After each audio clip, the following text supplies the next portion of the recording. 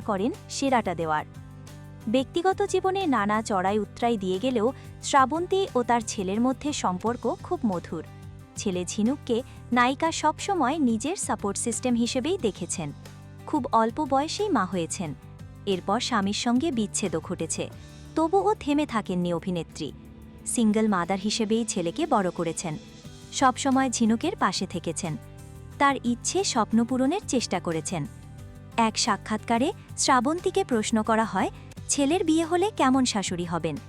উত্তরে নায়িকা হেসে বললেন, আমি ওরকম টিপিক্যাল শাশুড়ি হব, একদমই নয়। অনেক খোলা মনের মানুষ আমি। আমার ছেলে ঝিনুক কিন্তু একদম মামাজ বয় নয়, আমারই ছেলে তো। এরপর অভিনেত্রী যোগ করেন, তবে আমি তো শাশুড়ি হয়ে গেছি।